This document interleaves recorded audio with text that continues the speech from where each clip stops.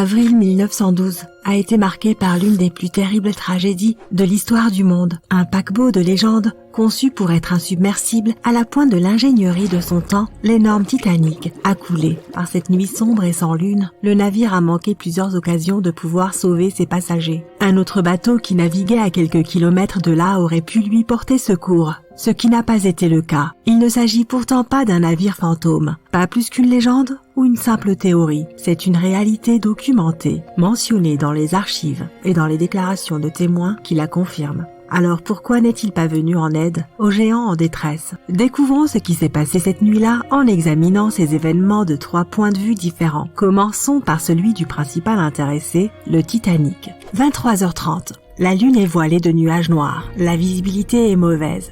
Tout est calme à bord. Sous la direction du capitaine, l'opérateur de communication reste en contact avec le continent par radio. À ce moment-là, un inconnu s'introduit sur la fréquence interrompant la communication de l'opérateur. On ne sait pas très bien ce que veut cet homme étrange et de quoi il parle. L'opérateur n'essaye pas de le comprendre. Il crie sur cet homme en lui demandant de se déconnecter. La connexion est interrompue. À 23h40, le Titanic s'écrase latéralement contre un iceberg. La glace brise la coque. L'eau commence à inonder les ponts inférieurs. Personne ne panique encore. 20 minutes plus tard, à minuit, l'équipage envoie un signal de détresse par radio. Peu de gens comprennent à quel point la situation est grave.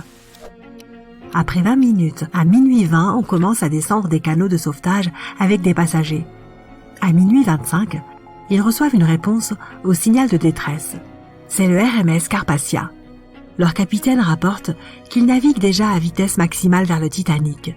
Malheureusement, il se trouve à près de 93 km du site de l'accident, ce qui signifie qu'ils n'arriveront pas avant 4 heures. À minuit 45, l'équipage du Titanic lance des fusées de signalement. Ces fusées se trouvent être l'une des causes principales du destin terrible qui attend une partie des passagers à bord. Mais nous y reviendrons. 90 minutes plus tard, le pont du Titanic se brise et le paquebot plonge sous l'eau. À 4h10, le Carpathia arrive enfin à l'endroit du naufrage. L'équipage mettra tout en œuvre pour sauver les survivants. Ils récupèrent 705 personnes à leur bord. C'est là qu'un autre navire apparaît. Il s'agit du SS Californian.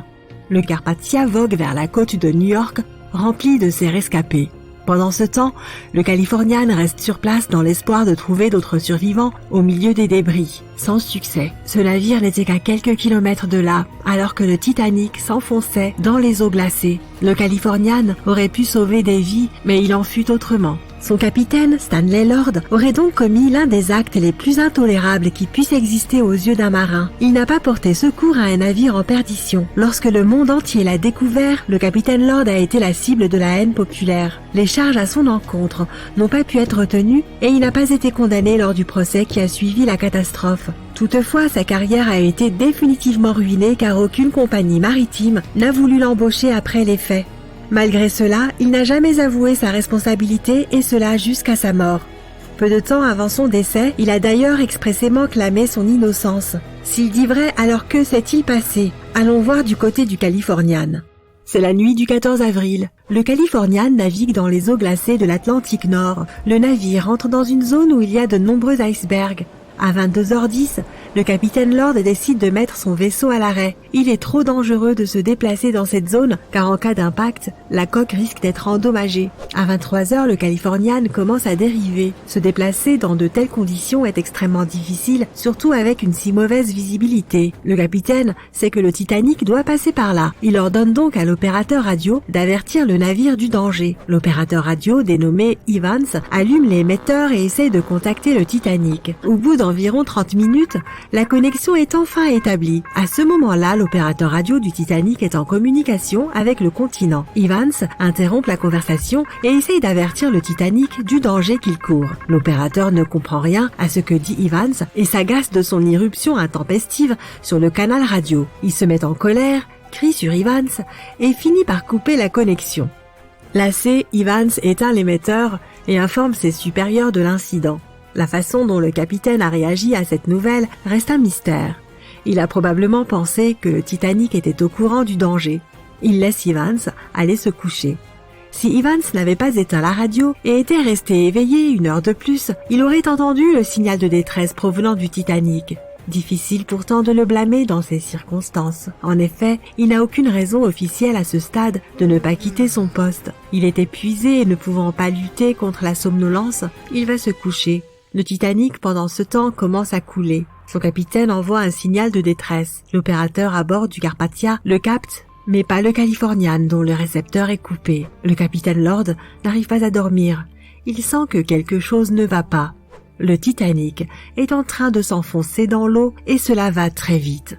Le capitaine donne l'ordre de lancer les fusées, erreur qui s'avérera fatale.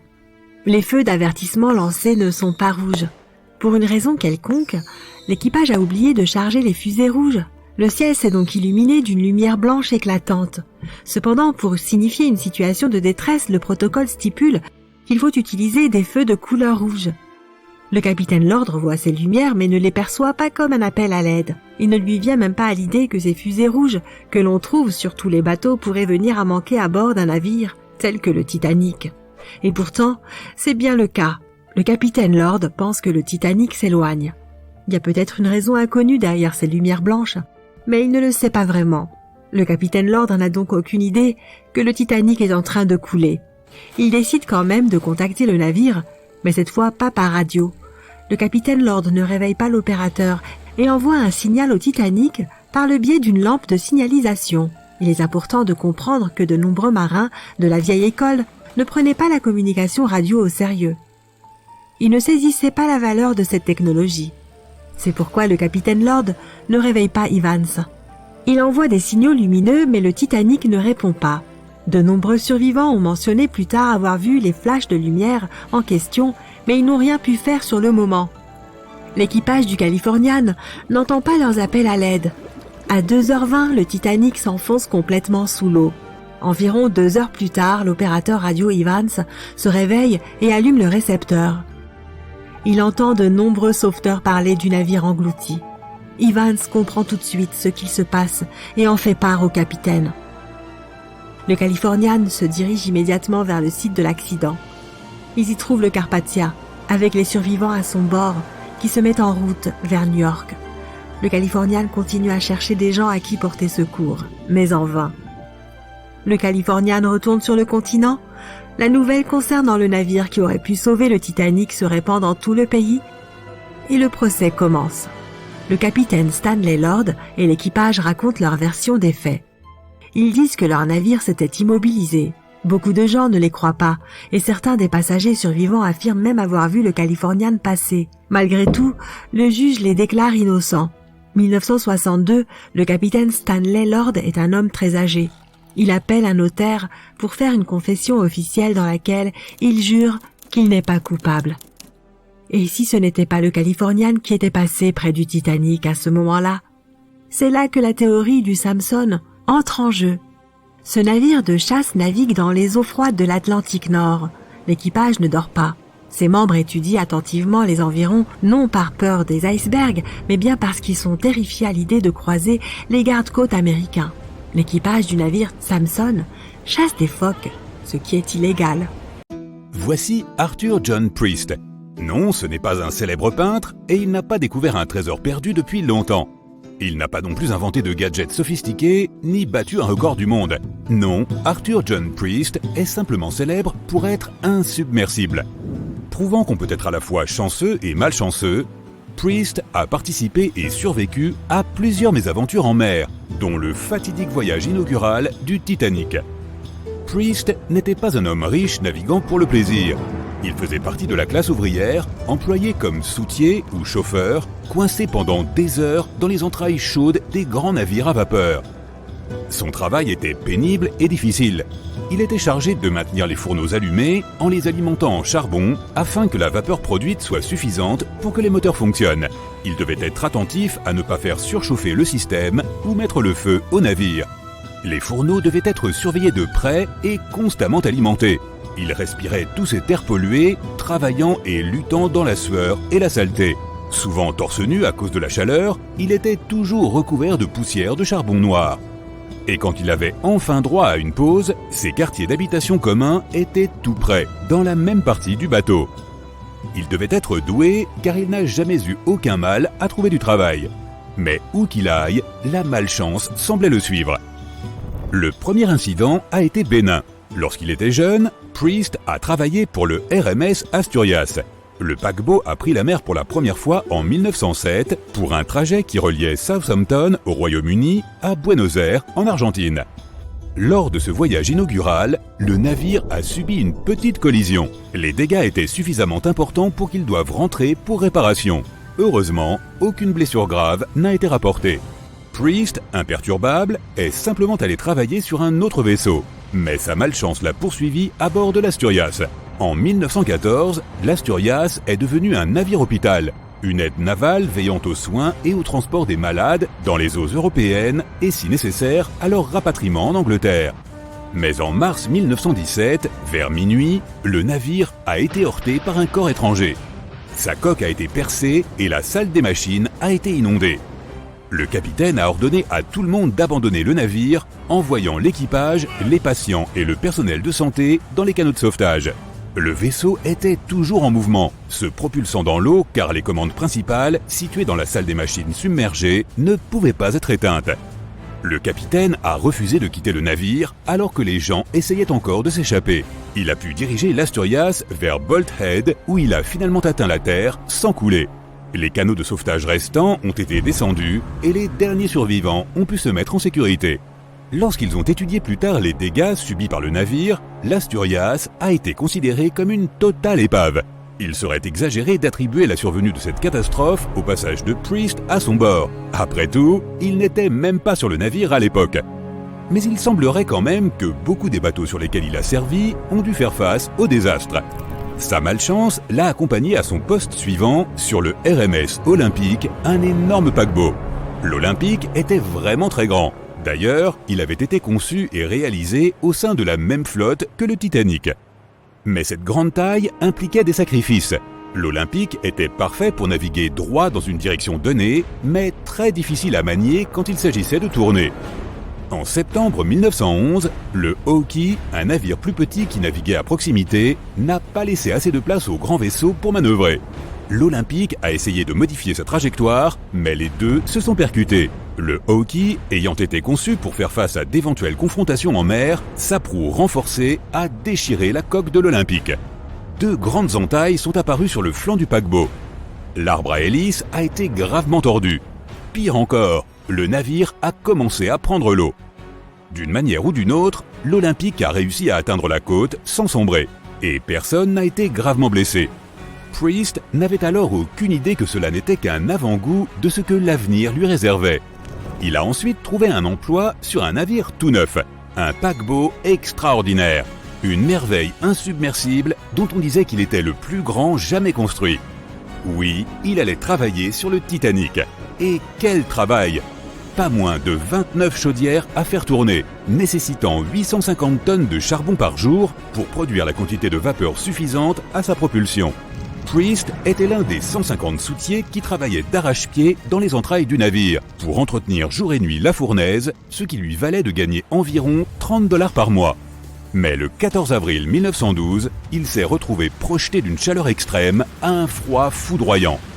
Vers 23h35, l'équipage repère un iceberg. Le Titanic essaie de l'éviter, mais l'alarme a été déclenchée trop tard. 5 minutes après, la collision se produit.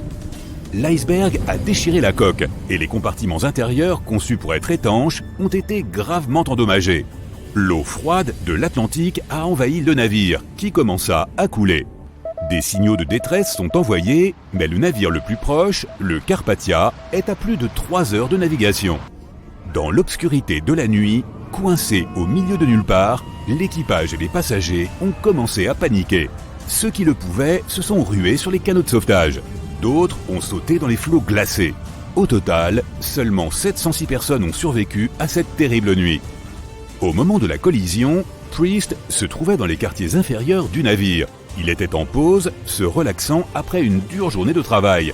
Et alors que le navire sombrait, il en allait de même pour ses chances de survie. Lui et ses collègues se trouvaient dans la partie du navire qui était à ce moment la plus dangereuse. Ils devaient se frayer un chemin dans un dédale de couloirs et de passerelles dont certains étaient inondés dans une course folle vers les ponts supérieurs. Puis, il fallut affronter l'eau glaciale. y plonger et nager désespérément vers un endroit plus sûr. L'océan était si froid que Priest a souffert d'engelures avant de finalement trouver un moyen d'atteindre un des canots de sauvetage. Il était l'un des 44 soutiers ayant survécu cette nuit-là. Après une telle expérience, la majorité des gens ne mettraient probablement jamais plus les pieds sur un bateau. Mais Priest avait besoin de travailler. Son poste suivant s'est aussi révélé une expérience chaotique. On lui a proposé un emploi sur le HMS Alcantara. Le bateau a coulé en 1916 et Priest a une nouvelle fois été l'un des rares à s'en sortir, bien que gravement blessé au cours de l'incident. Mais il a continué à forcer la chance et le job suivant a dû lui sembler étrangement familier. Il devait partir à bord d'un vaisseau construit par les mêmes ingénieurs ayant conçu l'Olympique et le Titanic. Et ce navire, appelé le Britannic, était le plus grand des trois. Il était aussi considéré comme un navire plus avancé, équipé de nouveaux dispositifs de sécurité installés suite au naufrage du Titanic. Par exemple, il disposait de 48 canots de sauvetage ouverts, dont 46 étaient les plus grands jamais élaborés pour un paquebot. 2 d'entre eux étaient même motorisés et équipés de dispositifs de communication spéciaux. Bonne nouvelle, le Britannic a survécu à son premier voyage sans incident. Déjà une performance que le Titanic n'a jamais pu réaliser. Cependant, le 21 novembre 1916, le Britannic a été ébranlé par une forte explosion, alors qu'il voyageait dans le canal de Kea, dans la mer Égée. La coque était endommagée et une partie des compartiments a commencé à se remplir d'eau. Contrairement au Titanic, le Britannic avait été précisément préparé à une telle urgence. Il était équipé de 5 cloisons étanches qui, en restant intactes, devaient maintenir le navire à flot pendant une période de temps beaucoup plus longue. Mais il y avait un problème.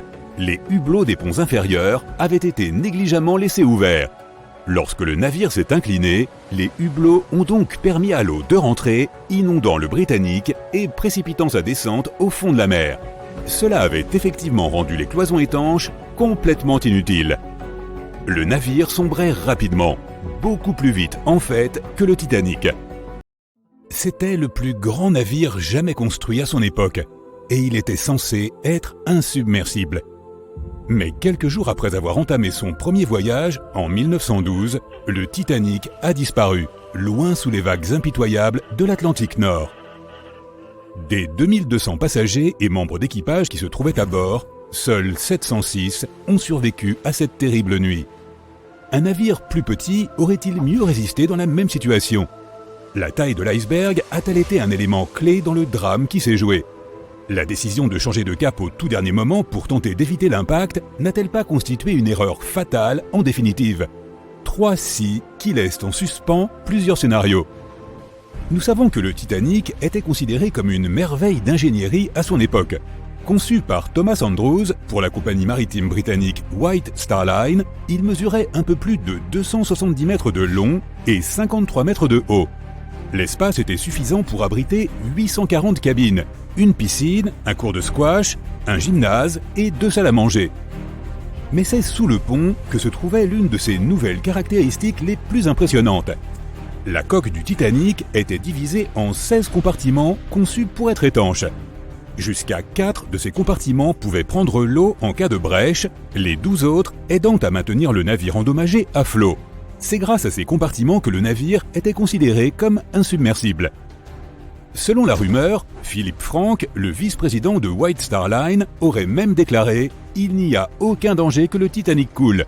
Le bateau est insubmersible et les passagers ne subiront au pire que des désagréments mineurs. » Les conséquences tragiques survenues le 14 avril 1912 ont pourtant démontré le contraire. Lorsque la glace a déchiré latéralement la coque du navire, plusieurs des compartiments étanches ont cédé. Il n'a fallu que 2h30 pour que le Titanic sombre. La taille de l'iceberg a-t-elle scellé le sort du paquebot?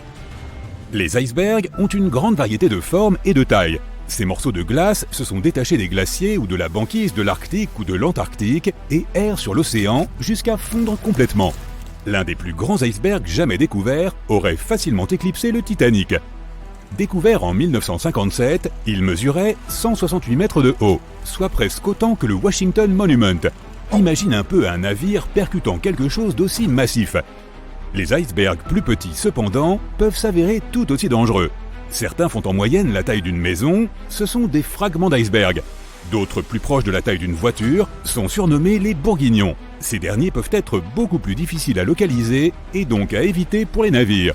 Bien que plus petits, ils peuvent produire beaucoup de dégâts en cas de collision. Il est essentiel de se rappeler que les icebergs sont toujours plus grands qu'ils n'en ont l'air à première vue. La majorité de leur masse est tapie sous la surface. En fait, c'est près de 80% du volume d'un iceberg qui se cache sous l'eau. La plupart de ces arêtes tranchantes et dentelées ne sont pas visibles. Approche-toi d'un peu trop près et tu risques fort d'endommager la coque de ton navire.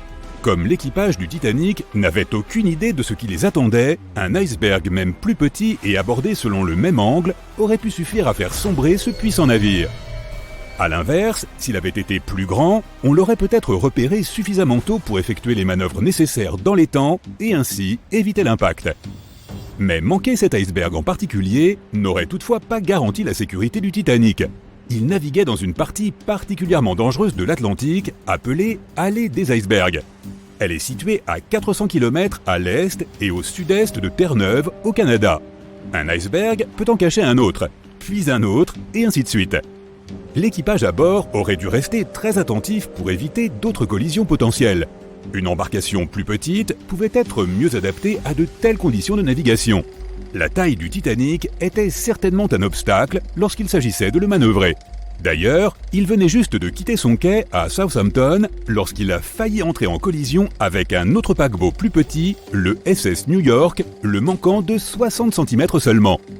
Le gigantesque navire à vapeur n'était pas fait pour opérer rapidement dans un espace restreint. Un paquebot de cette taille a besoin de temps et d'espace à sa mesure pour se mouvoir. Mais lors d'une rencontre entre un paquebot et un iceberg, la taille du bateau ne compte pas toujours non plus. L'Islander était un bateau à vapeur conçu pour voyager dans le passage intérieur en Alaska. Pendant l'été 1901, il a heurté un iceberg, entraînant la formation d'un trou au niveau de la proue. Le navire n'a pas coulé immédiatement et l'équipage a essayé de le conduire en sécurité. Finalement, sa proue a été complètement submergée et sa poupe s'est soulevée hors de l'eau. Il n'a pas fallu beaucoup plus de temps au bateau pour couler complètement. Sur les 168 passagers et membres d'équipage, 128 ont survécu. L'accident a également occasionné la perte de 3 millions de dollars en or. L'Islander avait une coque de 73 mètres, soit presque un quart de celle du Titanic. Sa taille réduite n'a visiblement pas joué en sa faveur face à l'iceberg. Et puis il y a eu le Hans et Toft en 1959. Également connu sous le nom de Petit Titanic ou de Titanic danois, il était considéré comme le navire le plus sûr à flot. Il mesurait 83 mètres de long avec 95 personnes à bord. Tout comme le vrai Titanic, le Hans et Toft avait été spécialement conçu pour faire face à la plupart des problèmes que la mer pouvait lui causer. En plus de son double fond en acier, il avait aussi une proue blindée et 7 compartiments étanches. Comment un tel navire pouvait-il couler? C'était manifestement possible. C'est arrivé lors de son premier voyage, au cours de son trajet de retour vers Copenhague. Le 30 janvier, il heurte un iceberg. Un SOS est envoyé, mais quand le Johannes Cruz arrive à son secours, le Hans et Toft était introuvable. La seule trace de son existence est une bouée de sauvetage rejetée sur le rivage en Islande 9 mois plus tard. Encore une fois, la taille réduite du navire ne l'a pas avantagé. Un Titanic de plus petite taille n'aurait pas garanti un voyage sûr en 1912. La dernière supposition concerne les choix de dernière minute une fois l'iceberg repéré et l'alarme déclenchée. D'abord, le Titanic aurait pu tenter un arrêt complet, mais cette option n'était pas réellement envisageable, car le navire avait besoin de près de 800 mètres pour s'arrêter. Et l'iceberg, lui, n'était qu'à 275 mètres. Ensuite, le Titanic pouvait essayer d'éviter l'iceberg en s'en éloignant. C'est d'ailleurs ce que le capitaine a ordonné. Mais la tentative a échoué, entraînant une profonde entaille sur la coque du navire. La dernière option, percuter l'iceberg de plein fouet. Cela aurait-il fait une différence ? La réponse est un intrigant « peut-être ». Certains pensent qu'une collision frontale aurait sauvé le Titanic. Dans ce scénario, la collision aurait limité les dégâts à l'avant du navire. Des prévisions ont montré que dans ce cas, seuls 4 des compartiments auraient été percés, permettant aux autres de remplir leur rôle et maintenir le Titanic à flot. Il aurait été probablement bloqué sur place, incapable de bouger, mais il serait resté à flot jusqu'à l'arrivée des secours. Cela aurait pu laisser à un bateau comme le Carpathia, qui était dans les parages, suffisamment de temps pour atteindre le lieu de l'accident et mettre les personnes à bord en sécurité. L'un des concepteurs du Titanic, Edward Wilding, a fait une déclaration dans ce sens lors d'une enquête sur le naufrage. Il a affirmé que la plupart des gens auraient survécu à un choc frontal et que le Titanic lui-même n'aurait pas coulé. Mais d'autres experts ne partagent pas cette opinion. Tout d'abord, les cloisons spéciales du Titanic ont été conçues pour protéger le navire contre les collisions avec d'autres navires, pas avec des icebergs. Ces compartiments se froissaient lors de l'impact, absorbant une partie de la force, et l'autre bateau accuserait le reste du choc. Même avec des dégâts importants, les cloisons restantes maintiendraient le Titanic à flot. Seulement, un iceberg n'a pas la même capacité d'absorption en cas de collision avec un paquebot. La majeure partie de la force aurait été absorbée par le Titanic, ce qui aurait entraîné des dégâts considérables pour le navire. Pire encore, l'impact se serait répercuté sur toute sa longueur. Les rivets auraient sauté, les coutures se seraient déchirées. Enfin, les compartiments auraient rapidement été inondés et le navire aurait coulé encore plus vite, entraînant ainsi des morts supplémentaires. Quoi qu'il en soit, comme pour la plupart des questions impliquant des si, nous ne connaîtrons jamais vraiment la réponse. Aussi tragique qu'ait été le premier et dernier voyage du Titanic, il a eu pour effet des changements qui ont contribué à rendre les sorties en mer beaucoup plus sûres. Les conclusions des audiences sur la catastrophe ont conduit à la création de la Patrouille internationale des glaces en 1914. Une organisation qui surveille les icebergs dans les océans Atlantique et Arctique pour s'assurer qu'ils peuvent être évités par les navires dans la zone.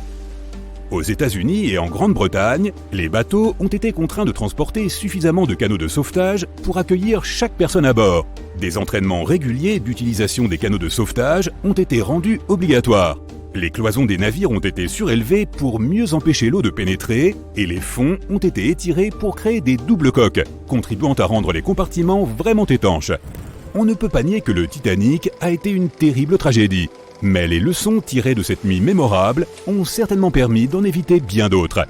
La nuit était sombre et effrayante. Quelques centaines de personnes étaient assises dans des canots de sauvetage, ne sachant ni ce qui allait se passer ensuite, ni à quoi leur vie allait ressembler. À partir de ce moment-là, tout ce qu'ils savaient, c'est que le navire géant sur lequel ils naviguaient quelques heures plus tôt avait disparu sous leurs yeux. Ils étaient seuls et attendaient de l'aide.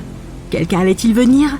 Ils ne savaient pas si les autres navires, qui voyaient relativement près d'eux, avaient entendu leur appel à l'aide.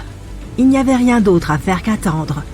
Le Titanic, un iceberg et la nuit du 14 avril 1912.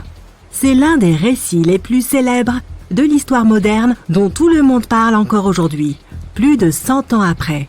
Les 16 canots de sauvetage embarqués à bord ne pouvaient accueillir qu'un peu plus de 50% du nombre total de passagers. Et beaucoup d'entre eux étaient encore à moitié vides. Dans l'un d'eux, il y avait une fille de 2 mois, Milvina Dean. C'était la plus jeune passagère à bord du navire géant. Ses parents avaient décidé de quitter l'Angleterre car ils rêvaient d'une vie meilleure aux États-Unis. Son père avait de la famille au Kansas et il espérait qu'ils pourraient y créer leur propre entreprise. La famille Dean n'avait pas vraiment choisi d'être à bord de ce paquebot géant légendaire, mais à cause d'une grève du charbon, ils avaient été transférés là de sorte qu'ils ont embarqué à Southampton comme passagers de 3e classe.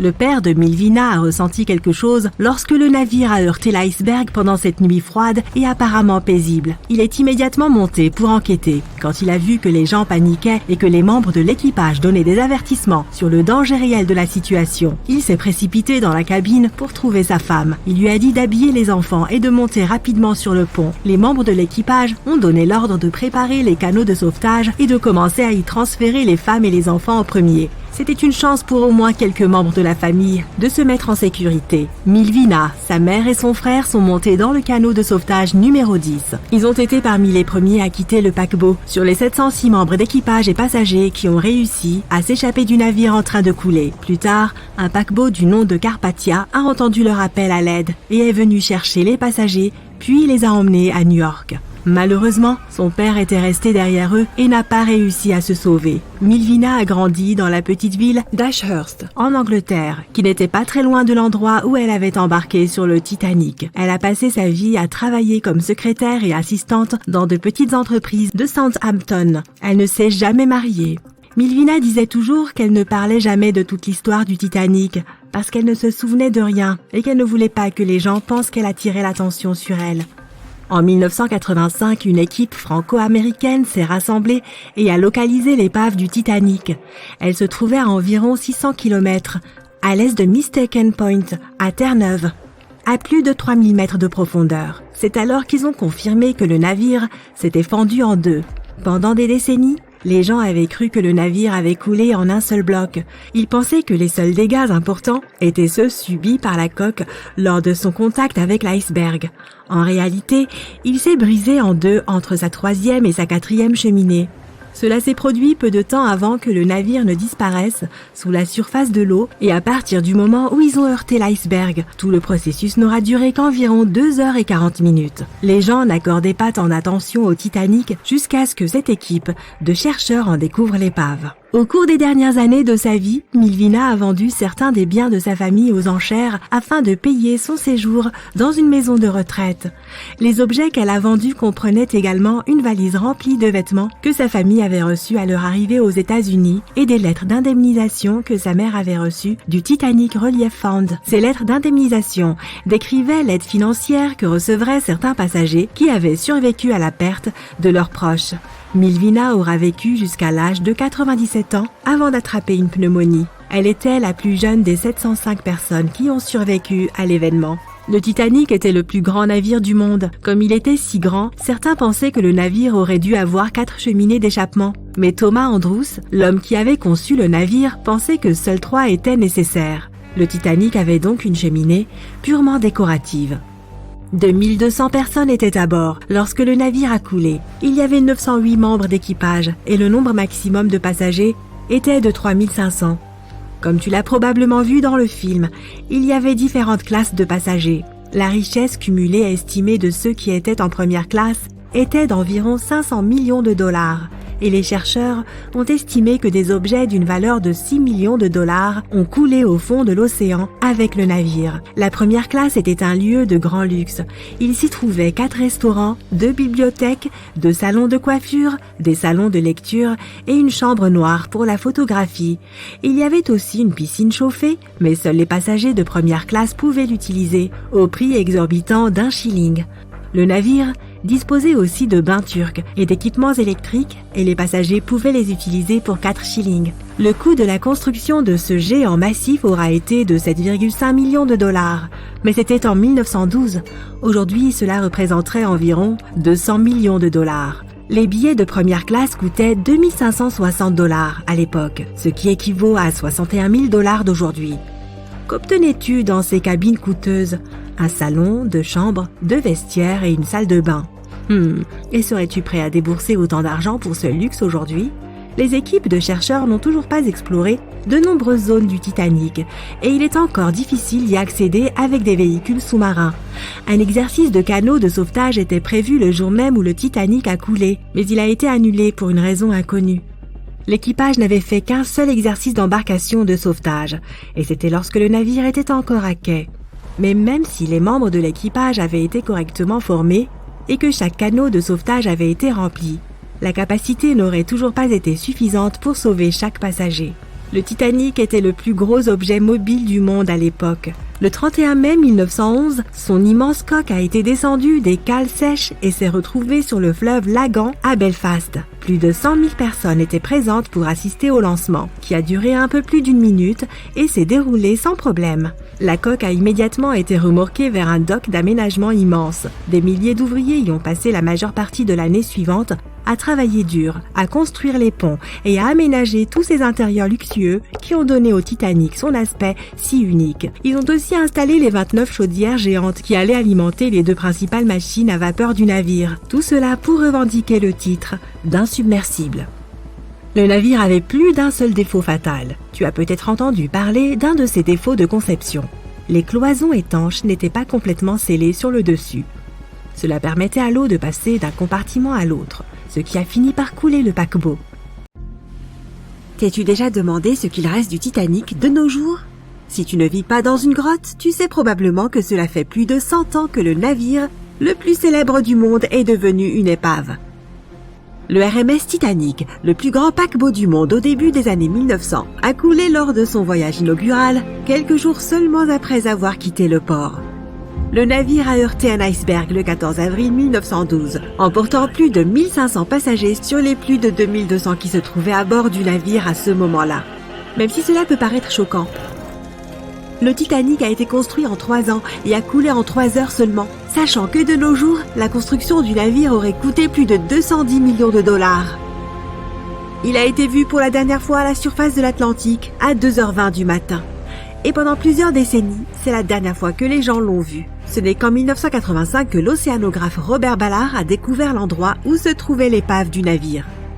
Et certaines parties du Titanic sont redevenues visibles.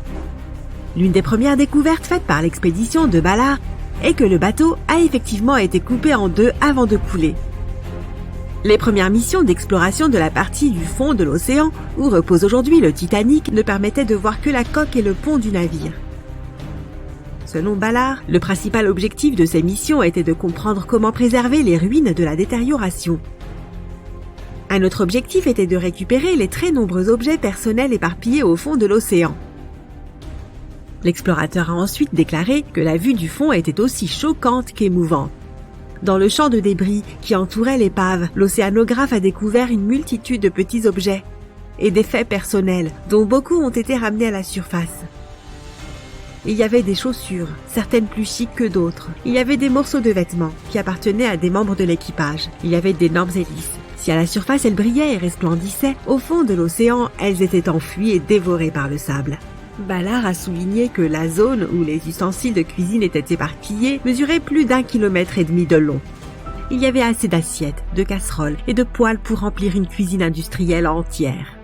Pour la toute première fois, des séquences d'animation en 3D révèlent des images passionnantes. Les simulations montrent l'évolution du Titanic depuis son premier départ en 1912 jusqu'à l'état de son épave aujourd'hui. Mais les simulations n'étaient pas suffisantes pour le goût de James Cameron, amoureux des profondeurs, qui envisageait de se rendre au cœur de l'épave pour la toute première fois dans l'histoire du navire.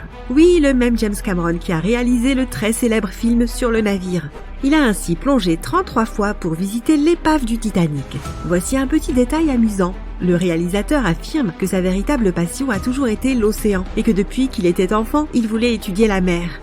Le cinéma, disons, est devenu son travail de tous les jours. Et lorsque la possibilité de réaliser Titanic s'est présentée, il a dit oui juste pour pouvoir aller voir les restes du navire en personne. Revenons maintenant à l'épave. Selon James Cameron, il ne suffisait pas pour les chercheurs d'accéder uniquement à l'extérieur du navire. Ils devaient aller à l'intérieur, analyser et photographier ce qui restait des fastueux intérieurs de l'ancien plus grand paquebot du monde. Cameron a piloté un véhicule robotisé équipé de caméras super innovant pour l'époque. Il l'a aidé à révéler des espaces du Titanic que personne n'avait jamais vus auparavant. Depuis que le navire a touché le fond, les bains turcs par exemple avaient encore leurs murs carrelés pratiquement intacts. Ces bains étaient exclusivement destinés aux passagers de première classe. Ils étaient situés juste à côté de la piscine et de la salle à manger de 3e classe et étaient conçus dans un style mauresque. Les personnes qui se reposaient là disposaient de délicieuses couvertures chauffantes et avaient des saveurs à disposition pour leur apporter tout ce dont elles avaient besoin. Si les photos prises avant la catastrophe étaient étonnantes, elles le sont encore plus aujourd'hui, car tout ce que l'on voit est caché sous la surface de l'eau. Autre découverte impressionnante, le mât du navire. Si l'on regarde le Titanic dans sa splendeur d'avant le naufrage, c'est le mât qui attire le plus l'attention.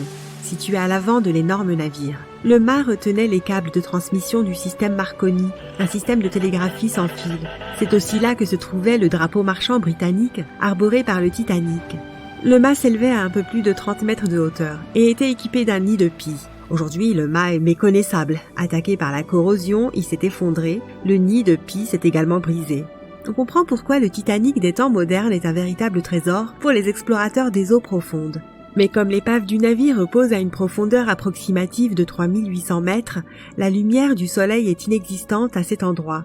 Les missions pilotées ont donc absolument besoin d'un équipement technologique de pointe pour explorer la zone. Pourquoi penses-tu que le Titanic a disparu des yeux du public pendant plus de 70 ans ? Eh bien, parce qu'à l'époque, la technologie n'était pas assez avancée pour que les gens puissent descendre sur place et ramener de bonnes images de l'épave. Ce sont les cinéastes qui ont poussé cette technologie à son paroxysme en essayant de filmer sous l'eau. Ils ont commencé par construire des boîtes pour y mettre leurs caméras. Aujourd'hui, la photographie en eau profonde est très avancée et nous permet de nous émerveiller devant la beauté de la vie sous-marine. Bien sûr, prendre des photos sous la mer n'est pas une mince affaire. Tout d'abord, pour résister à cette énorme pression, les sous-marins doivent être très solides et avoir des parois épaisses. Pas moins de 30 cm. De plus, les explorateurs doivent savoir comment filmer et photographier lorsqu'il n'y a presque pas de lumière. Il y a un autre élément qui a rendu la capture du Titanic encore plus difficile.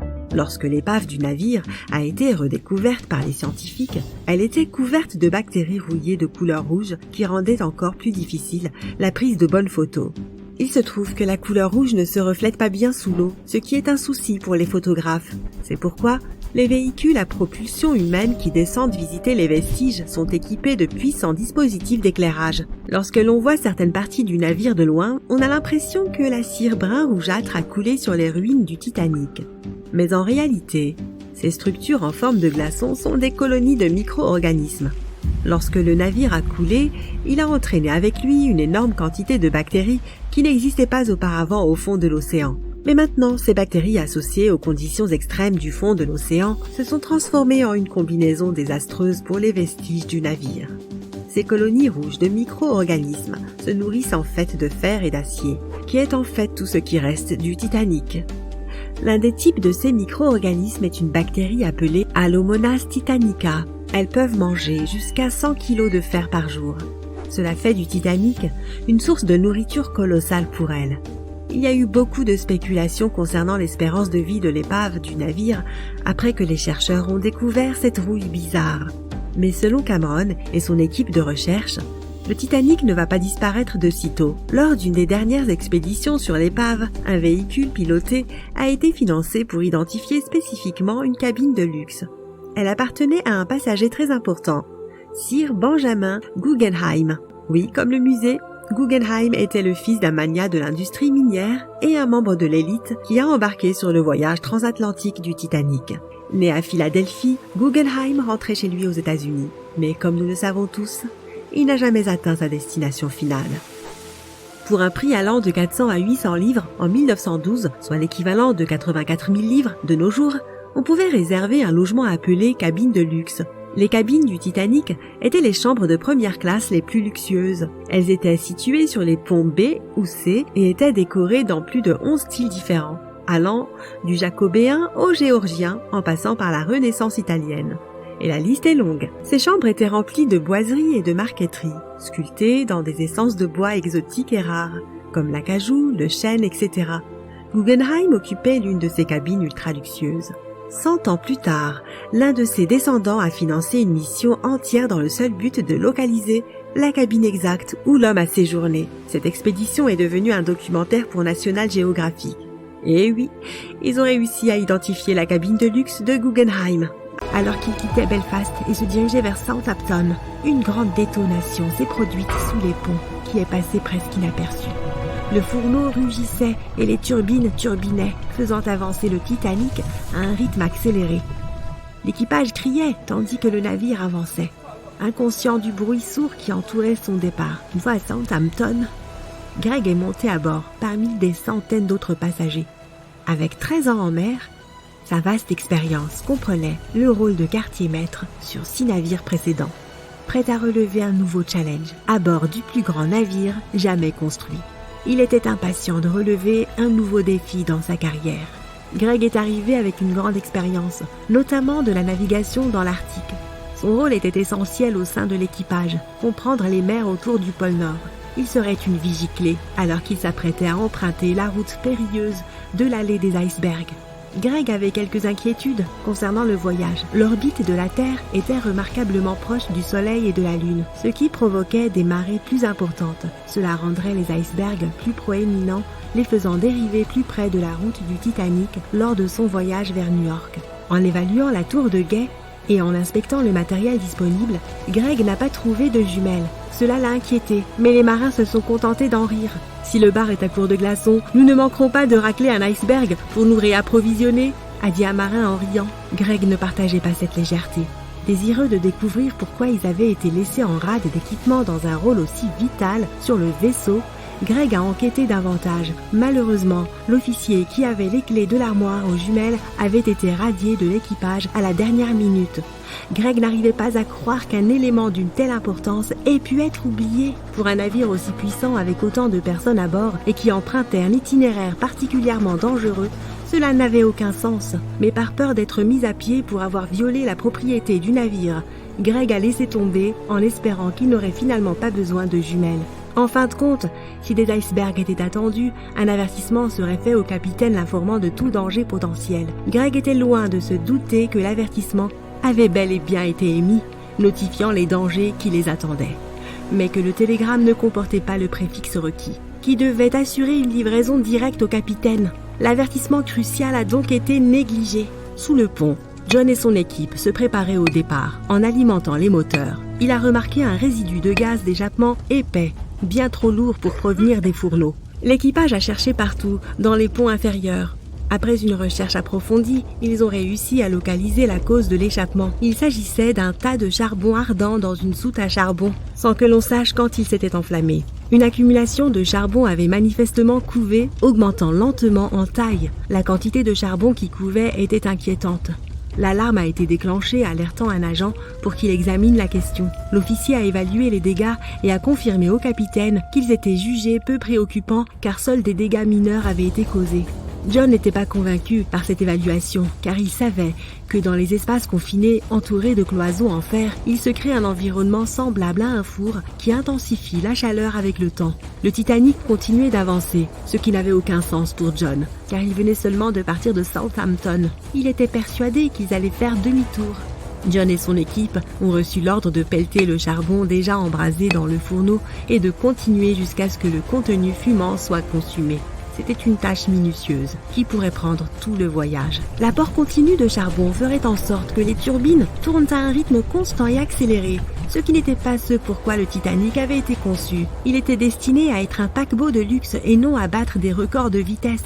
Cependant, le monde serait enthousiasmé de voir le Titanic non seulement comme insubmersible, mais aussi comme le paquebot plus rapide. John et son équipe ont continué à pelleter le charbon dans le fourneau pendant plusieurs jours. La température à l'intérieur de la proue augmentait chaque jour. La chaleur contenue dans la cloison était si forte que cette dernière s'était affaiblie là où les parois se rejoignaient et au niveau des rivets en fer. 2 jours de plus, juste 2 jours de plus. John riait, essayant de remonter le moral de ses collègues qui travaillaient sans relâche. Mais alors qu'il riait, plaisantait et avait hâte de retrouver la terre ferme, ils s'approchaient sans le savoir de leur dernier repos. Le Titanic filait à toute allure, sur une mer calme. Greg regardait devant lui, tout en haut dans la tour de guet, gardant un œil attentif, car ils étaient maintenant en territoire d'iceberg. Même si la voie était libre, de faux horizons pouvaient se produire, créant une confusion sur la distance réelle des objets au loin. Alors qu'ils voyageaient dans les eaux du Gulf Stream, vers le courant plus froid du Labrador, les colonnes d'air pouvaient se refroidir de bas en haut, créant une inversion thermique. Cette pression atmosphérique, incroyablement élevée, prévient la présence de brouillard, offrant une vue faussement dégagée. Mais l'inversion thermique peut aussi créer des illusions d'optique, qui montrent l'horizon plus loin, apparaissant plus haut dans le lointain, et masquent tout objet qui pourrait le précéder. Ces faux horizons cachent facilement des icebergs en approche. Greg connaissait les périls d'une mer calme en Arctique, préférant les eaux agitées où il est plus facile de détecter les icebergs à travers les vagues. Du haut de sa vigie, il regardait vers le sombre abîme qui se trouvait devant lui. Soudain, à 1,5 km droit devant lui, une gigantesque forme a surgi soudainement des eaux sombres environnantes. « Iceberg droit devant !» a crié Greg à son collègue, qui a rapidement appelé la barre et leur a ordonné de barrer à fond à tribord. Le timonier a reçu l'appel. Dans le feu de l'action, il a tourné la roue dans le sens inverse des aiguilles d'une montre. Ces conventions étant relativement récentes, il s'est rendu compte qu'il avait tourné la roue dans le mauvais sens et a rapidement pris la direction opposée. Le navire s'est dirigé vers l'iceberg, virant sur le côté bâbord, tout en réduisant sa vitesse. Bien qu'il y ait eu un retard pour tourner la roue, cela n'a peut-être pas fait de différence étant donné la courte distance et la vitesse à laquelle ils naviguaient. Alors qu'ils s'approchaient de l'iceberg, il semblait qu'ils allaient pouvoir le contourner, mais plus de 87% du volume d'un iceberg est immergé. Et alors qu'ils arrivaient par le côté, la glace cachée sous la surface a frappé la proue à bâbord, perçant le côté de la coque sur une surface d'1 mètre carré. Le navire a tremblé et tout le monde à bord a compris que quelque chose se passait. Mais dans la confusion et la peur, ils n'étaient pas conscients des dégâts. Alors qu'ils reprenaient leurs esprits, 6 des 16 compartiments se remplissaient rapidement d'eau. Le navire ne pouvait perdre que 4 compartiments avant de couler. Le temps s'écoulait alors que le Titanic amorçait sa descente vers les profondeurs. La cloison, affaiblie par les piliers et les rivets en fonte, s'est brisée sous la pression et le changement soudain de température de l'eau glacée. L'appel a été lancé d'abandonner le navire. Les canaux de sauvetage ont été préparés afin d'être mis à l'eau pendant que des signaux de détresse étaient envoyés aux navires voisins. L'opérateur radio était assis et appelait sans relâche un navire proche qui avait été en contact avec le Titanic peu de temps avant. Il y avait eu une communication constante avec ce navire au cours des derniers jours, fournissant des avertissements au sujet d'icebergs depuis que le Titanic était parti de Southampton. Le dernier message d'avertissement reçu datait d'1 heure à peine. En recevant le dernier avertissement, l'opérateur avait répondu par un méprisant « Taisez-vous », supposant que ces avertissements étaient essentiellement inutiles. Suite à cette réponse malencontreuse, l'autre navire a observé un silence radio. Le navire le plus proche qui répondait à leurs signaux de détresse se trouvait à 800 km. Trop loin pour apporter une quelconque aide, en temps et en heure, d'innombrables erreurs ont donc causé la fin tragique du Titanic. Nous sommes le 10 avril 1912. C'est une belle journée de printemps. Tu es l'un des passagers de première classe du Titanic. Le navire est sur le point de partir de Southampton. Imagine l'excitation des gens, l'air frais du printemps, le bruit de la mer. Tu te promènes sur le plus haut pont du Titanic et tu remarques les canaux de secours. Tu commences à les compter, puis tu te rappelles de combien de personnes peut transporter le navire. Un peu plus de 3000.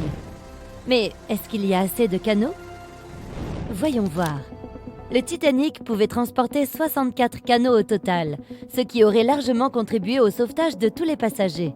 Le concepteur, Alexander Carlyle, avait prévu d'équiper le navire de 48 canaux, mais finalement, le Titanic n'est parti qu'avec 20 canaux de sauvetage. À l'époque, il n'y avait rien d'illégal à ce que le nombre de canaux de sauvetage ne corresponde pas au nombre de passagers. En effet, le nombre de canaux était déterminé en fonction du poids d'un navire et non par rapport à sa capacité en passagers. Dans le cas du Titanic, le nombre de ces canaux a été établi pour des questions esthétiques, afin de donner l'impression aux élites présentes à bord et aux passagers de première classe que les ponts étaient bien rangés. Quand cette décision concernant le nombre de canaux a été prise, Carlyle a démissionné. Les promenades sur le pont du Titanic devaient être bien agréables, mais est-ce que ça en valait le coup? En 2021, 100 ans après la tragédie, de nouveaux documents concernant cette absence de canaux ont été découverts. Un inspecteur de sécurité nommé Maurice Clark aurait préconisé l'ajout de 10 canaux supplémentaires 5 heures avant le départ. Mais puisque la compagnie propriétaire du navire voulait absolument partir à l'heure, sa demande a été ignorée. Il a été conseillé à M. Clark de garder le secret sous peine d'être flanqué à la porte. Rétrospectivement, si les propriétaires avaient suivi son conseil, on estime que 700 personnes de plus auraient pu être sauvées. Les 20 canaux de sauvetage que tu viens de compter, ceux qui ont été chargés à bord, ne peuvent pas transporter plus d'un tiers des passagers, même à leur pleine capacité. Malheureusement, certains canaux ont été mis à la mer alors qu'il n'y avait que 12 personnes à bord. Ils auraient pu transporter jusqu'à 65 personnes chacun. Pour ne rien arranger, le personnel du Titanic n'était pas correctement formé à la mise à l'eau des canaux. C'est pour ça que les canaux ont été mis à l'eau trop tard, maladroitement et parfois sans la supervision nécessaire. Sur les 20 canaux de sauvetage, seuls 18 ont pris la mer correctement. De plus, les passagers n'étaient pas informés des mesures à prendre en cas d'urgence.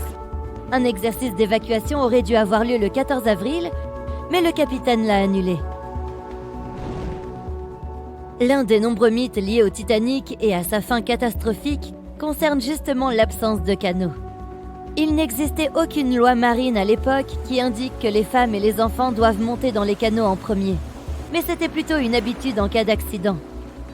Les rumeurs ont commencé à circuler peu après le naufrage du Titanic dans les eaux glacées de l'Atlantique.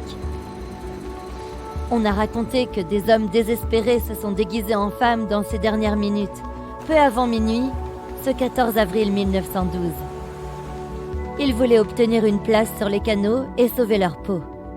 Il n'y a cependant aucune preuve que des passagers du Titanic aient recouru à un tel subterfuge. D'ailleurs, que sont devenus ces 20 canaux quand le navire a heurté l'iceberg? Ce que l'on sait, c'est que tous les canaux ont été mis à l'eau entre minuit 40 et 2h15 du matin, et il y avait au total 718 personnes à bord. Lorsqu'elles ont été secourues par le RMS Carpathia vers 4h, seules 705 personnes étaient encore en vie.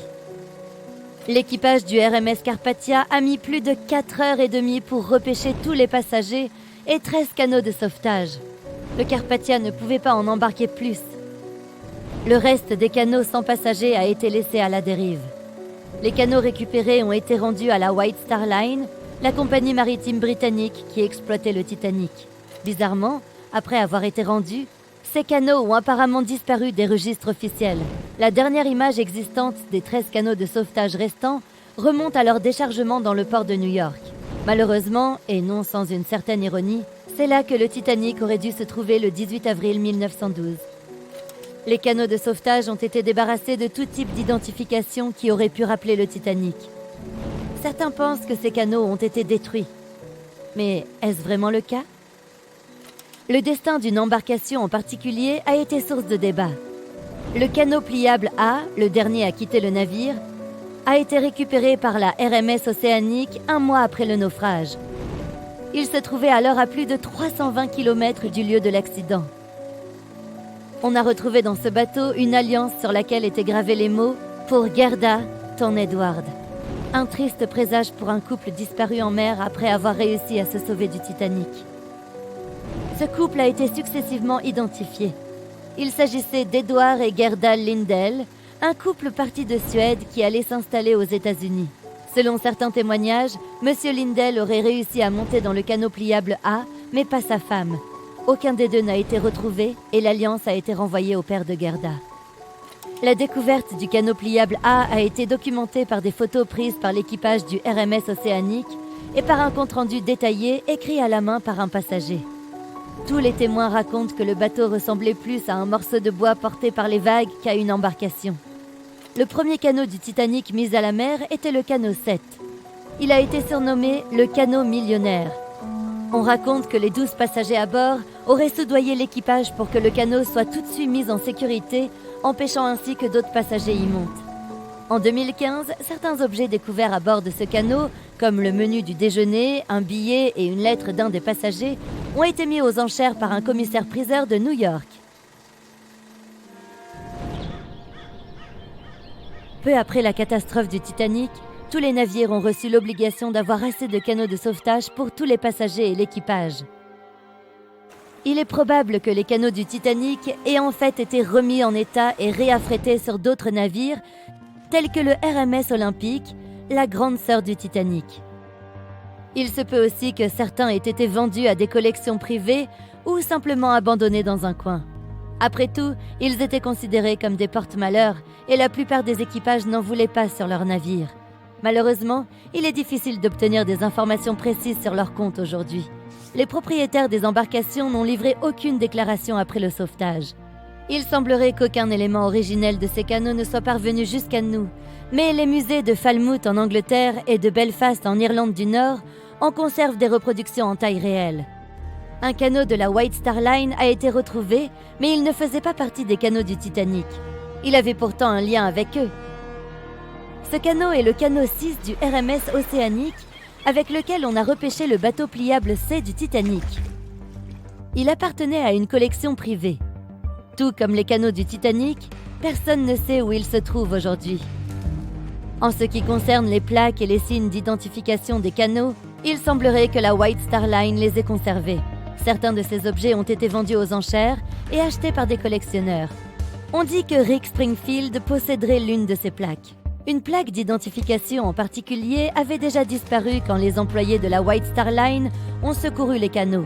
Il s'agit de la plaque du canot 8 qui avait été récupérée par un marin du nom de Thomas Jones. Plus tard, il l'a offerte à une autre survivante du Titanic, la comtesse de Rhodes, avec une lettre faisant gage du lien qui les unissait depuis la nuit du naufrage. D'autres objets semblables sont conservés dans des différents musées, comme le Larne Museum and Art Center en Irlande du Nord ou le Worcester City Art Gallery and Museum.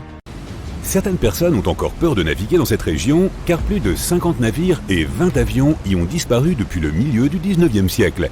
Tu ne trouveras pas cet endroit sur une carte papier ordinaire, car ce n'est pas une région officielle de l'océan Atlantique. C'est juste une zone imaginaire en forme de triangle près de la côte sud-est des États-Unis. Aujourd'hui, nous allons démystifier tous les mythes et contes de fées concernant cet endroit. La théorie la plus populaire affirme que l'ancienne cité de l'Atlantide se trouvait autrefois à l'emplacement actuel du triangle des Bermudes. Elle était habitée par une civilisation plus avancée que le reste des habitants de la Terre. Dans cette zone, de mystérieux cristaux ont été installés et généraient une énergie infinie qui alimentait toute la ville. Puis la ville a coulé et ses ruines reposent toujours au fond de l'Atlantique. Mais parmi ces ruines, il y a encore des endroits où les cristaux fonctionnent. Ils sont la raison de la plupart des disparitions. Les cristaux libèrent de façon aléatoire des faisceaux d'énergie vers la surface et détraquent les appareils électroniques des avions et des navires. Il n'y a aucun fait pour étayer cette théorie. Quelqu'un a un jour écrit cette légende dans un livre sur le triangle des Bermudes, et certaines personnes la soutiennent depuis. Cependant, il y a tout de même des faits bizarres concernant l'électronique. Les astronautes de la Station spatiale internationale ont remarqué que le champ magnétique de la Terre est affaibli dans la zone du triangle des Bermudes. Or, ce champ est un bouclier qui nous protège des radiations solaires. Au-dessus du triangle, les particules des rayons du Soleil se déplacent plus rapidement que dans toute autre partie de la planète. Cela provoque une instabilité de l'électronique des satellites qui orbitent dans l'atmosphère de la Terre.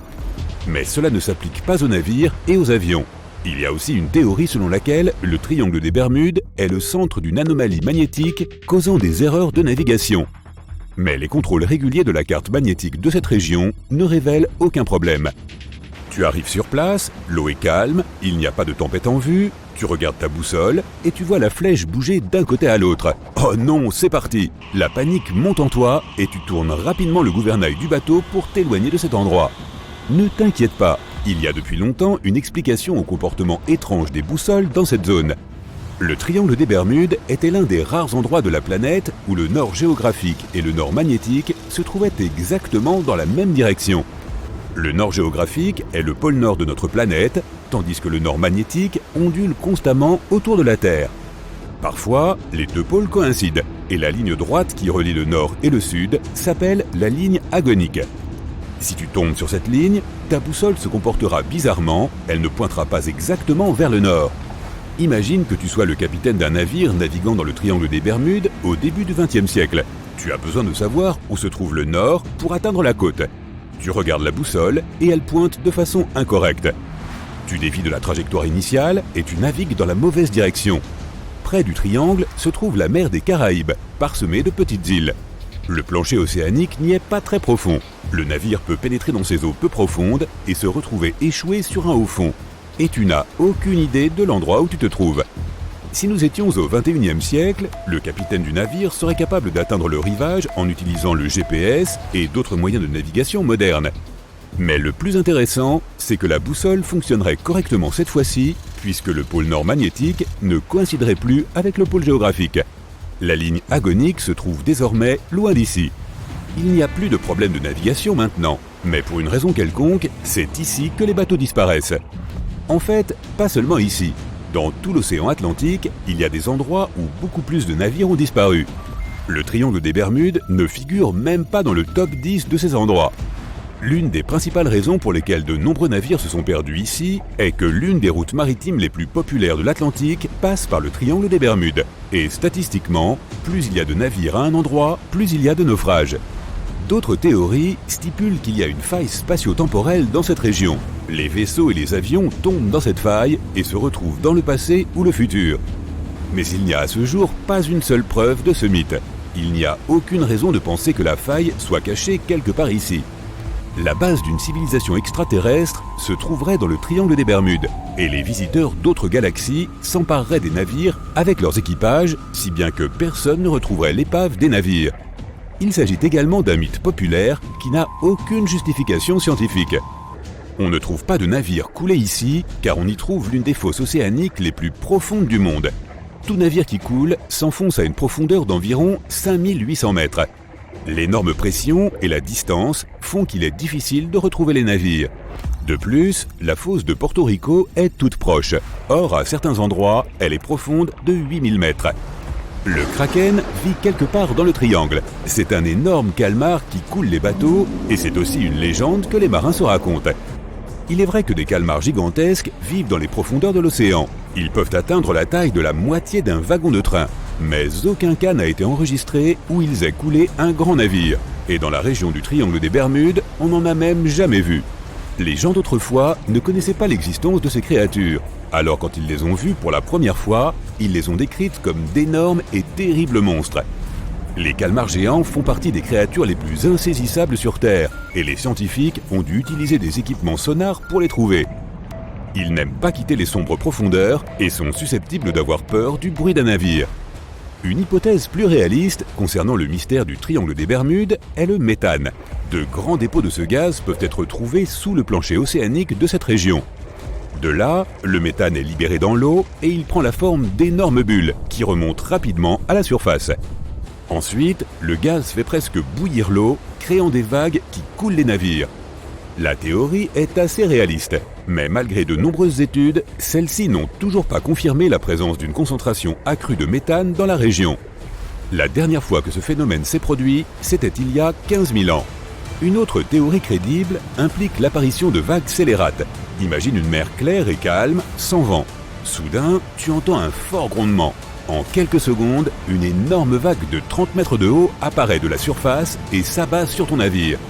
Certains scientifiques pensent que les vagues scélérates sont créées par un courant marin de surface qui entre en collision avec un fort vent de face. Il existe une version qui prétend que la vague naît de la collision de courants chauds et froids.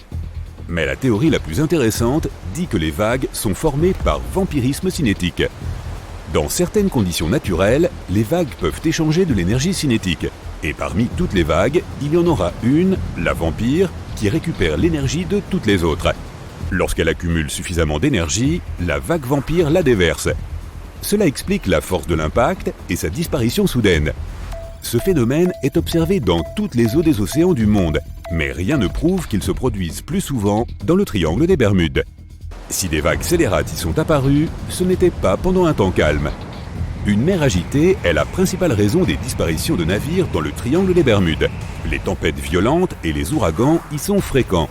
Cela arrive parce que les Bermudes sont situées dans une zone de haute pression qui détourne les orages vers le triangle. Les énormes vagues renversent tout simplement les bateaux et les éclairs et le tonnerre perturbent l'électronique des avions. Il n'y a rien de mystérieux dans tout cela. Les orages et les disparitions de navires se produisent dans tous les océans. Mais beaucoup de légendes ont été créées sur le triangle des Bermudes. Tout a commencé au milieu du XXe siècle, lorsqu'un livre a été publié affirmant que l'Atlantide se trouvait dans les eaux du triangle. Aucune preuve n'a été donnée, mais les gens ont tellement aimé cette théorie mystérieuse qu'ils se sont mis à la développer. Ils ont commencé à faire des documentaires sur le sujet et à écrire de nouveaux livres. Chaque nouveau matériel consacré à la nature fantastique du triangle était basé non pas sur des faits, mais sur les théories d'autres livres et films.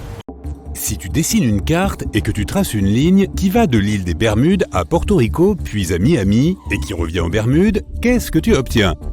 Le tristement célèbre triangle, connu pour avoir avalé des milliers de navires et d'avions au cours des siècles. Mais il y a un nouveau mystère dans cet endroit déjà énigmatique. Quelque chose se cache dans les eaux profondes, et il laisse des indices bizarres de son existence. Splash ! Ton sous-marin touche la surface de l'eau. Tu descends de 30, 300, 600, 900 mètres. Il fait de plus en plus sombre. Les parois du sous-marin craquent sous l'effet de la pression. Plus de 10 000 kPa, c'est un peu comme si le poids d'un piano à queue comprimait chaque centimètre carré de ton corps de tous les côtés. Tu es arrivé à destination. Il ne te reste plus qu'à repérer la bête. Juste à temps. Dans le vide obscur, tu distingues une vive lueur verte au loin. Elle se rapproche. En s'approchant, elle grossit. C'est elle. Cette créature qui a laissé d'étranges marques circulaires sur les poissons, les dauphins, les baleines et même les autres requins. Le voici. Le scalet féroce. Ne te laisse pas tromper par sa taille. Il n'est peut-être pas plus long qu'une quille de bowling, mais cette créature est un parasite. Il s'attache aux autres animaux marins avec ses dents de scie parfaitement alignées. En une seule bouchée, il se remplit le ventre, se détache et continue sa journée. Son casse-croûte ambulant s'en va, lui aussi à la nage, encore vivant. La seule preuve de ce rendez-vous, une marque en forme de cookie sur son corps. Ne pense pas être en sécurité dans ton sous-marin. Ces petits gars audacieux sont connus pour s'en prendre aussi aux sous-marins. Tu décides de ne pas prendre le risque que le requin fasse un trou dans la seule chose qui t'empêche d'être réduit en bouillie par l'eau environnante. Tu pars à la rencontre d'autres créatures étranges qui se cachent dans le triangle des Bermudes. À une profondeur 2 fois plus grande, on trouvera le poisson-dragon. Contrairement aux autres habitants des eaux profondes, ces poissons produisent de la lumière dans la gamme infrarouge. Les autres poissons sont plutôt dans le bleu et le vert. Cela donne au poisson-dragon un énorme avantage. Il émet une lumière que les autres habitants marins ne peuvent pas percevoir. Les créatures qui veulent manger le poisson-dragon ne peuvent pas le détecter aussi bien que celles dont il se nourrit. Le vampire des abysses est un habitant des profondeurs vraiment unique. Ni vampire, ni calmar, ni pieuvre, cette chose est une espèce unique en son genre. Il a les plus grands yeux par rapport à la taille de son corps de tous les animaux de la planète. Lorsque le vampire des abysses se sent menacé, il enroule ses bras autour de son corps. En fait, c'est comme s'il se mettait à l'envers. Un autre animal à éviter ici est le terrifiant ver bobbit. Il s'enfouit dans le plancher océanique, laissant une petite partie de son corps à l'air libre. Il se prépare pour l'heure du déjeuner avec ses pinces buccales bien écartées. Au menu, d'autres vers et poissons qui peuvent être 7 fois plus gros que le bobbit. Il utilise ses 5 antennes pour détecter la proximité de son repas et... crac! En un instant, le ver s'élance vers l'avant et attrape sa proie avec ce qui lui sert de bouche. Ce n'est pas encore fini. Une fois que ses mâchoires sont verrouillées sur son repas, le ver y injecte son venin et le tire vers le bas, dans son terrier, pour se régaler. La langue de l'océan est l'une des tranchées les plus profondes du triangle des Bermudes. C'est aussi le lieu de reproduction secret des requins-tigres. Tu les reconnaîtras instantanément grâce à leurs rayures de tigre gris foncé sur les flancs. Il s'agit de la deuxième plus grande espèce de requin prédateur après le grand requin blanc. Et avec une telle taille vient un prodigieux appétit. Les mammifères marins, les petits requins, les raies et les tortues vertes sont tous au menu. Si tu te retrouves un jour face à un requin-tigre, espérons que cela n'arrivera pas, rappelle-toi que tu peux déterminer l'âge du poisson en regardant ses rayures. Elles s'estompent avec le temps, donc plus le requin est jeune, plus ses rayures sont prononcées. Il y a beaucoup de zooplancton dans le triangle des Bermudes. Il s'agit généralement d'organismes de petite taille qui sont essentiels à la structure de la chaîne alimentaire de l'océan. Mais attention, si rien ne les mangeait et qu'on les laissait se développer de manière incontrôlée, le zooplancton recouvrirait le monde entier de multiples couches en seulement 4 mois. Oh, et le plus grand type de zooplancton est en fait la méduse. Les méduses existaient bien avant les dinosaures. Tu sais sans doute déjà que ton corps est composé de 60% d'eau. Eh bien, une méduse en est composée à 95%. Ainsi, si elle est rejetée sur le rivage, après quelques heures, la majeure partie de son corps va s'évaporer dans l'air.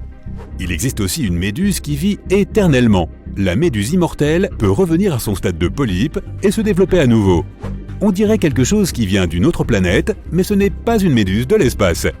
Celle-ci existe vraiment d'ailleurs. Dans les années 90, la NASA a élevé des méduses dans l'espace pour voir ce que l'apesanteur leur faisait. Elles ont très bien vécu là-haut dans le cosmos. Mais quand elles sont redescendues sur Terre, elles ont eu du mal à se réadapter. L'anguille européenne n'est pas allée dans l'espace, mais elle est une sacrée globe-trotteuse. Elle se déplace depuis l'Europe jusqu'à la mer des Sargasses, où se trouve le triangle des Bermudes. À l'état larvaire, elle ne fait que dériver dans l'océan pendant une période pouvant aller jusqu'à 3 ans. C'est aussi le caméléon des mers. Au fil des ans, l'anguille européenne change de couleur et passe du translucide au jaune, puis à l'argent métallique. Elle est nocturne et secrète. C'est le compagnon idéal pour dévaliser le réfrigérateur à minuit. Un calmar géant de plus de la moitié de la longueur d'un terrain de football américain s'est échoué sur une plage de Floride. Les chercheurs soupçonnent ce mastodonte de provenir de l'océan Atlantique, près du triangle des Bermudes. Les calmars géants sont les plus longs invertébrés, c'est-à-dire qu'ils n'ont pas de colonne vertébrale. Ils ont également les plus grands yeux jamais vus sur Terre. Ils sont aussi grands qu'un ballon de foot. Une autre créature que l'on trouve près du triangle des Bermudes est la crevette de Sterer. Elles étaient si habiles à rester discrètes que personne ne soupçonnait l'existence de ces créatures jusqu'en 2011.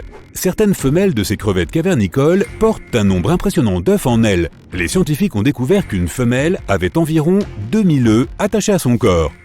Le pétrel des Bermudes est l'oiseau national des... Oui, vous l'avez deviné, Bermudes.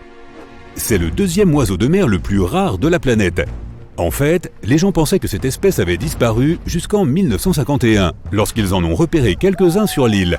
Il a un cri étrange qui te donnera des frissons dans le dos. Le mérou de Nassau ne se trouve que sur les côtes du sud de la Floride. Ce poisson est à l'affût et tend des embuscades à d'autres poissons, crabes et homards. Il est en quelque sorte apparenté à un aspirateur, car il aspire sa nourriture par son énorme bouche. Le poisson a aussi un mécanisme de défense plutôt cool. Comme le caméléon, il change de couleur lorsqu'il se sent en danger. Parfois, il prend une teinte plus claire ou plus foncée de sa couleur de base pour se fondre dans l'environnement. Ainsi, tu peux repérer un mérou de Nassau ou pas. Si par hasard tu te rends dans le triangle des Bermudes, tu verras probablement un requin-marteau. Ils utilisent cette tête emblématique en forme de marteau pour planter leur repas, des raies au fond de l'océan. La forme de leur tête leur permet également de mieux voir. Ils peuvent voir à presque 360 degrés tout autour, au-dessus et en dessous d'eux, à l'exception d'un angle mort situé juste devant leur nez. La tortue imbriquée n'a peut-être pas l'air intimidante, mais elle ingurgite tout ce qu'elle croise, avec son bec comparable à celui d'un oiseau. Des éponges de mer, des algues et même des méduses venimeuses. Beaucoup de choses présentes dans leur menu ne sont pas comestibles pour la plupart des autres espèces. Mais la graisse de leur corps peut absorber le venin et les toxines et elles s'en sortent indemnes. Le fameux triangle abrite également le ver de feu des Bermudes. Ce ne sont pas vraiment des vers, mais des larves. Ils produisent cette lumière vive à partir d'un organe situé près de leur queue. Cette lumière incite les petites créatures à venir vers eux, ce qui leur permet de capturer facilement leur repas. La plupart du temps, ils ont l'air plutôt ordinaires, mais ils ont un horaire étrangement fixe. Chaque troisième nuit après la pleine lune, en été, à une heure précise, le ver luisant s'illumine. Mais revenons à ces créatures plus cauchemardesques dans le triangle des Bermudes. Il y a le requin lutin. Il est considéré comme un fossile vivant car c'est la dernière espèce restante de sa famille animale. Il ne fait que la longueur de ton avant-bras et n'a l'air de rien. Mais si tu regardes bien, son repas s'approche trop près et boum! La mâchoire du requin sort de sa gueule et s'accroche à la créature malchanceuse. Une fois que les dents se sont refermées, la mâchoire retourne directement dans la bouche du requin. Et oui, tu partages la planète avec cette chose. 4 décembre 1970. Le pilote Bruce Gernon avait 2 passagers à bord de son monomoteur Beechcraft Bonanza, son père et son associé. Ils ont décollé de l'île d'Andros, aux Bahamas, et se sont dirigés vers le nord-ouest, vers la côte de la Floride. Bien sûr, ils se trouvaient dans l'espace aérien du tristement célèbre Triangle des Bermudes. Mais c'était un vol classique que Bruce avait effectué des dizaines de fois auparavant. Le voyage durait généralement 1h30, sans le moindre accroc. Bruce a décollé et a commencé à prendre de l'altitude. Des choses étranges ont commencé à se produire dès le départ. Au début, il a remarqué un petit nuage devant lui. Mais celui-ci n'a cessé de grandir. Pas à cause de l'avion qui se rapprochait, le nuage grossissait à vue d'œil. Bruce a dû le traverser et il est sorti indemne de l'autre côté. Il a pris de l'altitude et un autre nuage mystérieux est apparu. Celui-ci était massif et Bruce n'avait pas d'autre choix que de voler à travers lui aussi. À ce moment-là, il a fait un noir d'encre tout autour de l'avion. Mais ce n'était pas un nuage d'orage et il ne pleuvait pas. Bruce commençait à s'inquiéter. Et puis, bam! Il a vu des éclairs de lumière blanche. Bruce a continué à voler pendant environ 30 minutes quand il a réalisé que c'était le même nuage qu'il avait traversé plus tôt quand il avait commencé à monter. Mais maintenant, le nuage était cylindrique et l'avion traversait son centre. Il était large et semblait sans fin. Bruce pensait qu'il ne pourrait jamais se sortir de ce piège. Mais 1 minute plus tard, il a vu de la lumière au bout du tunnel. Mais tout à coup, les parois du tunnel du nuage ont commencé à se rétrécir. Elles se rapprochaient de l'avion. Les instruments de navigation ont commencé à se dérégler. La boussole tournait toute seule dans le sens inverse des aiguilles d'une montre. Les parois continuaient à se rétrécir, de plus en plus serrées, s'enroulant comme dans un vortex. Les instruments électroniques se détraquaient encore. Le temps manquait à Bruce. Il devait sortir de cet endroit rapidement. Une vingtaine de secondes éreintantes plus tard, il s'est échappé de ce piège brumeux. Comme Bruce l'a décrit plus tard, il s'est senti en apesanteur pendant 5 secondes lorsque son avion a quitté le tunnel. Les nuages se sont dispersés et l'avion se trouvait maintenant dans une brume grisâtre. Les hommes ont poussé un grand soupir de soulagement. Il a immédiatement saisi la radio et a contacté le contrôle au sol pour déterminer sa position. Mais lorsque le répartiteur a regardé l'écran vert, son visage s'est figé dans l'incrédulité.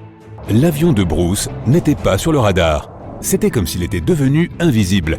Mais ensuite, le répartiteur a dit que l'avion était déjà dans l'espace aérien de Miami. Bruce était choqué. Cela ne pouvait tout simplement pas être vrai. Le voyage entier prenait habituellement environ 90 minutes. Mais cette fois, il n'avait fallu que 47 minutes pour arriver à destination. Son avion n'avait pas atteint comme par magie une vitesse supersonique supérieure à la vitesse de croisière maximale limitée du modèle. C'était physiquement impossible. Le répartiteur avait dû faire une erreur, mais quand les nuages se sont séparés, Bruce a vu qu'il était vraiment au-dessus de Miami. L'avion a atterri en toute sécurité et il était temps d'essayer de résoudre ce mystère. Bruce a vérifié le carburant restant et sa montre. Après un court calcul, il n'en était que plus confus. L'avion n'avait pas consommé la quantité de carburant qu'il aurait dû. Les archives montrent que 84 taches solaires ont été enregistrées ce jour-là, ainsi qu'un énorme vent solaire. Cela aurait provoqué des perturbations dans la magnétosphère de la Terre qui auraient pu perturber les instruments et les radars de l'avion. Mais jusqu'à présent, personne n'a été capable d'expliquer comment l'avion est arrivé à Miami si vite. Peut-être que la vérité sera révélée à l'avenir. En attendant, cela reste une autre énigme mystérieuse du triangle des Bermudes. Oh salut!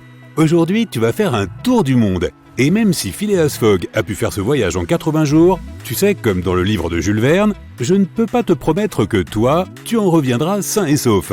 En réalité, le monde est aujourd'hui rempli d'anomalies inconnues.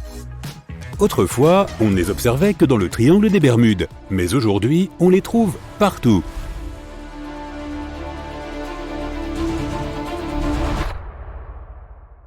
Nous entamons donc le voyage à partir de New York et notre première destination est Los Angeles. Le meilleur moyen de s'y rendre est l'avion. Mais même si un avion ordinaire est conçu pour résister à de violentes tempêtes, le tien est spécial. Ton propre aigle de fer a une coque renforcée, un réservoir de carburant agrandi et une capsule de sauvetage qui assurera ta survie en cas d'urgence. Parfait, tu décolles dans le ciel clair. Les nuages sont blancs, le soleil brille, il n'y a absolument aucune turbulence. Mais soudain, cette paix est rompue par des vents violents, des nuages noirs et des éclairs. Un de ces nuages a un aspect particulièrement sinistre. Il semble être vivant et grandir en taille. Tu n'as pas d'autre choix que de passer au travers. Tu prends une profonde respiration. Dès que tu voles là-dedans, tu plonges dans l'obscurité absolue. On ne voit que des flashs blancs. Ils illuminent les nuages noirs pendant quelques instants, mais ne ressemblent en rien aux éclairs. Les turbulences augmentent et tu peux à peine rester en contrôle des commandes. Soudain, le nuage commence à changer de configuration. Il prend graduellement la forme d'une sorte de tunnel et tu voles au centre de cet anneau. Mais maintenant, les parois du tunnel commencent à se refermer sur toi. La seule façon pour que tu puisses t'en sortir est de t'envoler vers la lumière au bout du tunnel. Ainsi, tu augmentes ta poussée et ta concentration. Tout le système électronique de l'avion grince et avertit du danger. Le moteur est à sa limite. Tu transpires à cause de la tension. Les parois du tunnel touchent presque les ailes de l'avion et tu as réussi. Tu as quitté ce nuage sombre au tout dernier moment.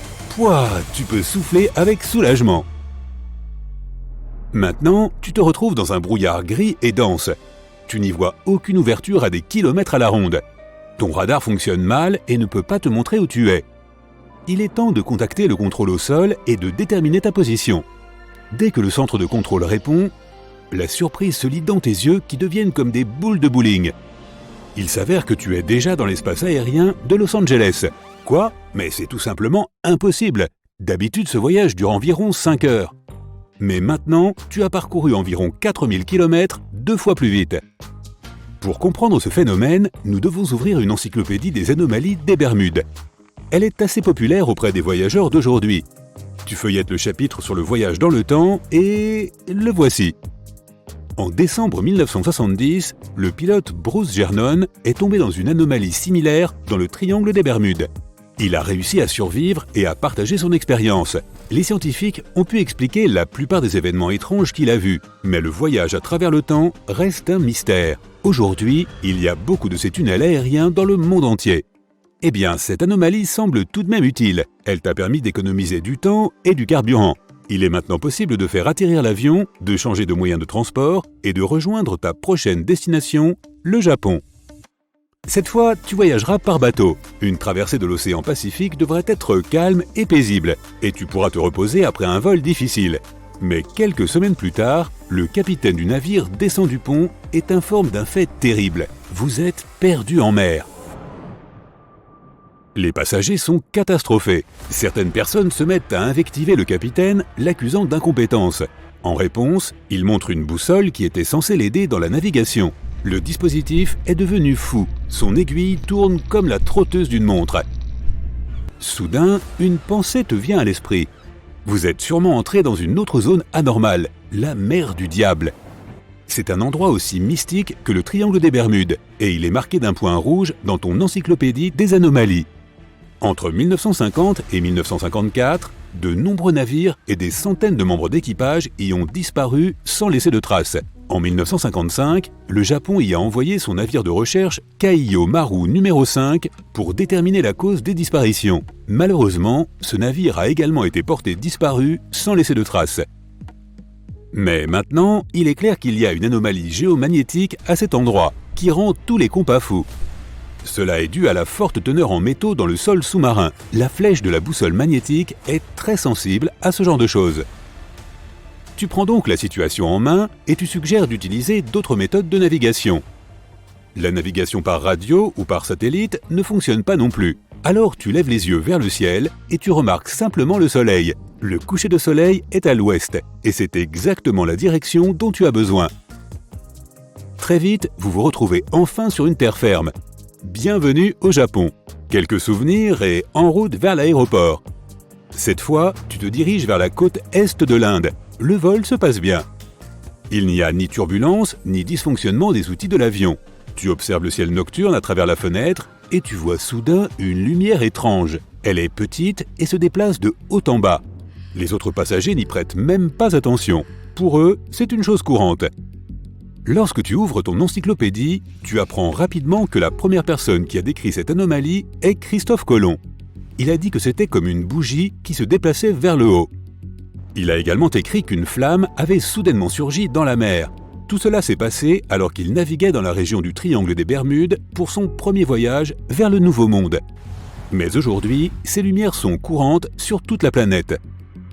En Inde, tu achètes un billet pour un bateau de croisière qui va en Floride. Cet itinéraire est très populaire auprès des touristes, car il présente de nombreuses anomalies intéressantes. Il s'agit plutôt d'une attraction touristique maintenant. La première d'entre elles est un vaisseau fantôme. La chasse à ce navire a duré des semaines. Chaque fois que le bateau de croisière s'approchait du fantôme, un épais brouillard se déposait sur l'eau. Les touristes se tenaient sur des plateformes d'observation et cherchaient le mât du navire au loin. Mais il apparaissait et disparaissait comme un aileron de requin. Enfin, vous parvenez à vous rapprocher du navire. Mais tout le monde est prié de rester à bord du paquebot et de ne pas tenter de monter à bord du vaisseau fantôme. Tous les touristes connaissent la triste histoire du moment où ce fantôme a été trouvé pour la première fois. En 1880, l'Helen Austin a trouvé une goélette en dérive dans un épais brouillard. Le capitaine a envoyé quelques personnes en exploration. Ils ont trouvé beaucoup de cargaisons et d'objets personnels de valeur de l'équipage, mais il n'y avait aucune trace d'autres personnes. On aurait dit que tout l'équipage du vaisseau fantôme avait tout simplement disparu. Le capitaine de l'Helen Austin a décidé de remorquer le fantôme jusqu'au port pour vendre sa cargaison. Mais dès leur départ, une forte tempête a séparé les navires et le fantôme a disparu. L'équipage a passé plusieurs jours à le chercher. Ils ont réussi à retrouver la goélette, mais le précieux trésor à bord avait disparu, tout comme l'équipage du vaisseau fantôme. Ainsi, tu continues ton voyage et après un certain temps, tu entres dans l'endroit le plus mystérieux de la planète, le triangle des Bermudes lui-même. Cette zone est considérée comme le lieu de naissance de toutes les anomalies. Tous les touristes se rassemblent sur un côté du bateau. L'endroit qu'ils regardent est comme un bain de bulles géant. Le capitaine fait une annonce, tout type de feu ouvert est strictement interdit ici. Cette anomalie est en fait une source de gaz naturel. Des bulles de méthane jaillissent de la croûte terrestre et s'élèvent jusqu'au ciel. Ces dépôts sont responsables de la perte de nombreux navires. Bien sûr, si tu allumes une allumette à côté de ces bulles, eh bien, boum! La dernière partie du voyage de la Floride à New York sera très intense. Il y a des changements climatiques extrêmes dans cette région. Pour l'instant, le soleil brille et il n'y a pas de vent du tout. Mais dans une seconde, il va y avoir une forte tempête soudaine. La foudre frappe littéralement à chaque seconde et le ciel est entièrement recouvert de nuages noirs. Et en l'espace d'une minute, les rayons du soleil dispersent les nuages et l'orage prend fin. C'est une autre anomalie causée par le courant du Gulf Stream. D'énormes masses d'air chaud viennent à la rencontre des masses d'air froid. Cela provoque des changements de temps instantanés et de violents orages. De nombreux marins et pilotes ne sont pas prêts à affronter de telles conditions, ce qui entraîne la disparition de navires et d'équipages entiers sans laisser de traces. Mais aujourd'hui, comme ces anomalies sont partout, elles sont bien étudiées et ne doivent plus être craintes.